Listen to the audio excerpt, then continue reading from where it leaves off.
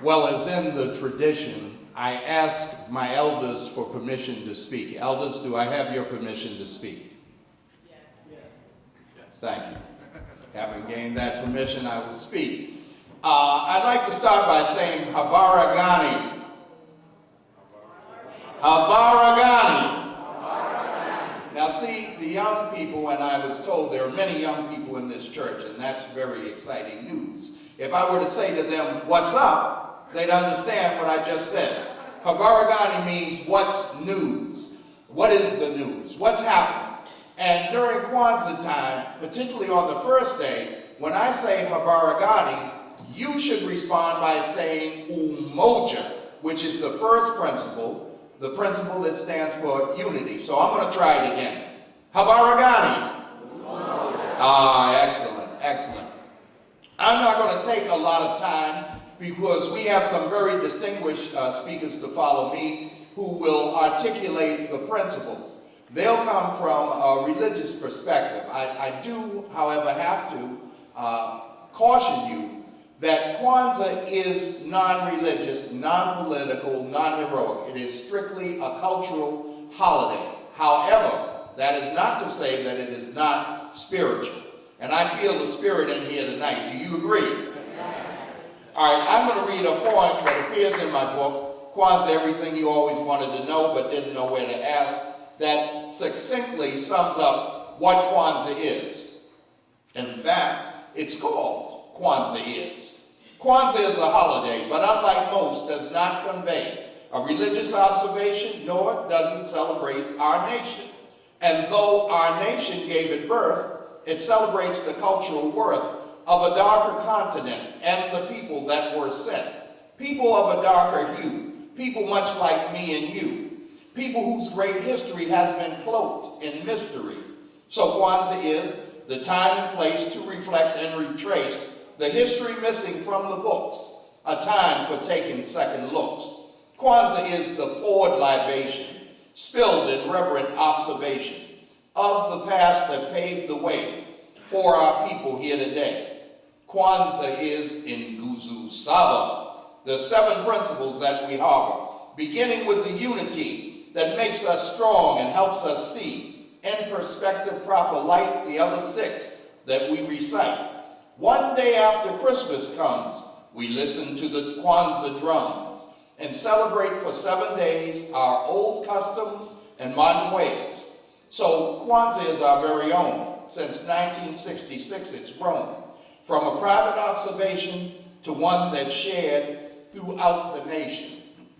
Now, before I'm finished this evening, I will open it up to questions and answers because I want people to have a thorough understanding of what Kwanzaa is and what it isn't before I'm through. I will simply say that it begins on December 26th, and let me, before I go there, because there is some controversy brewing nowadays. It is not oppositional to Kwanzaa, and thank God Reverend Smith realized that. The other reverends here present understood that. It is not an opposition to Christmas. It is strictly a cultural holiday. It begins the day after Christmas, December 26th, and extends through January 1st. Each day is represented by a principle. We gather our families together, we light a candle, and we speak about what that principle means to us as a family, as a community, and as a nation.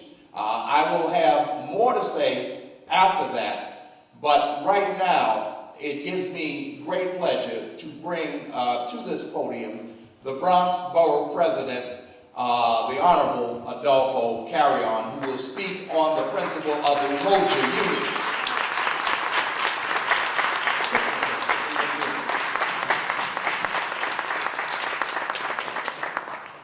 Habaragani. Oh, in church we say God is good. All the time, God is good. So we're used to that, but we're not used to the Umoja response.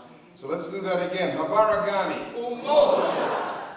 And I believe that one day, all over the world, people, the day that they wake up after Christmas. We'll begin to celebrate Kwanzaa everywhere around the world. It ought to be celebrated because every single family can benefit from those 7 principles.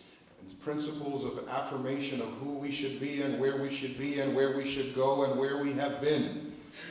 So I am delighted to be here today to celebrate Kwanzaa and to, as Cedric McClester is doing, clarify, edify, and educate about what Kwanzaa is and also what it is not.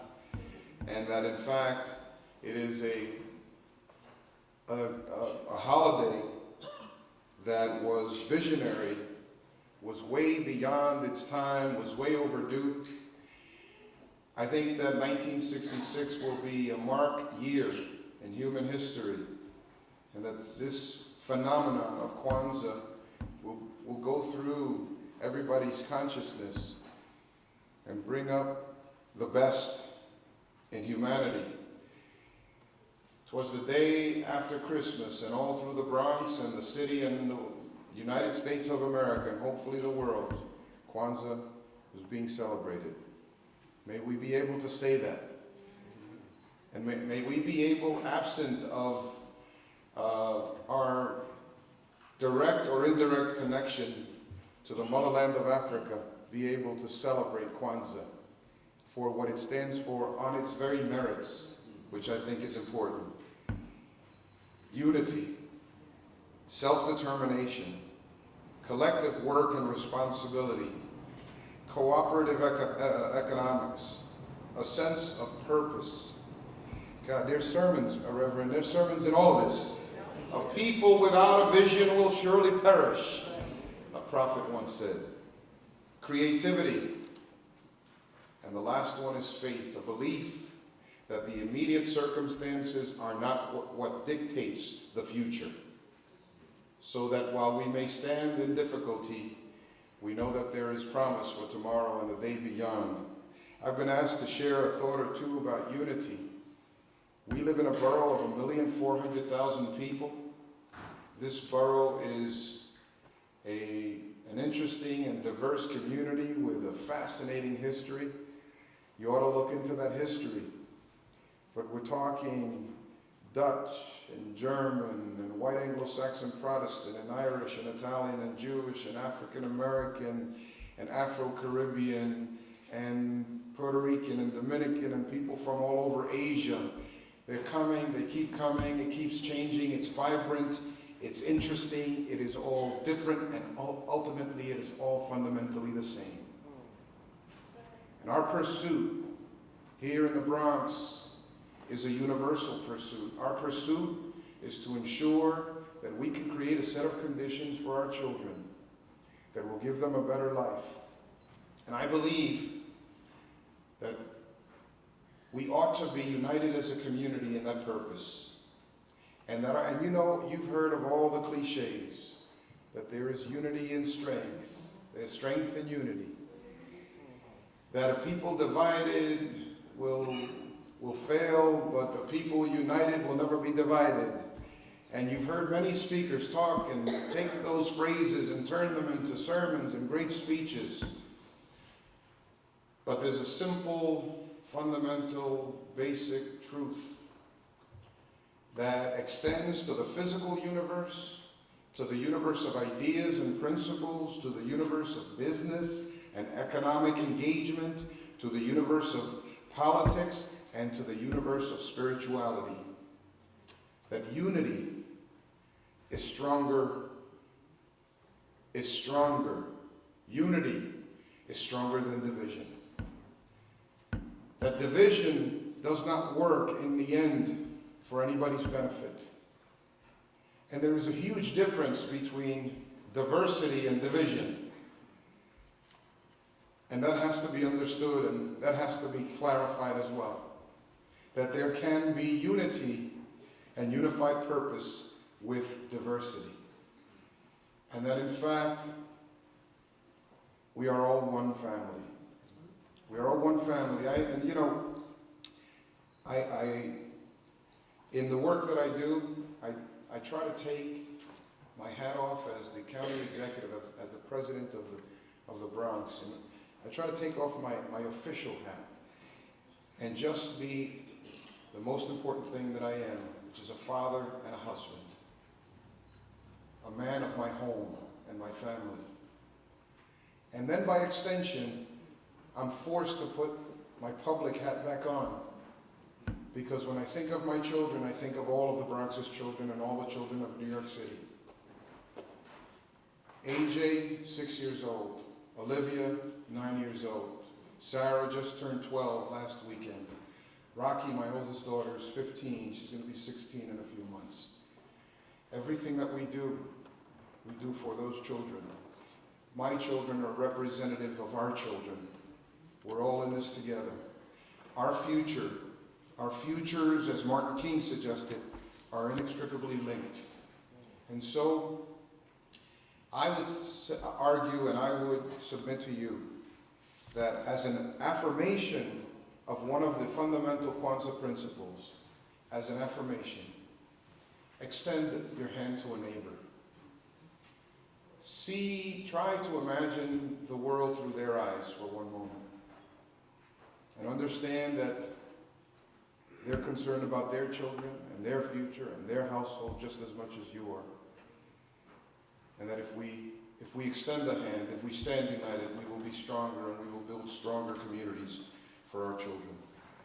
I am going to take a special privilege this morning, this afternoon, and give this recognition to a man who deserves a special recognition for this celebration and for bringing us together in the year 2004 as we close this year to remind us of the important 7 principles of Kwanzaa. Michael has put this celebration together. When I walked in, he already had broken a sweat. So he was running around trying to make sure that the house was in order because the guests were arriving and we were going to celebrate.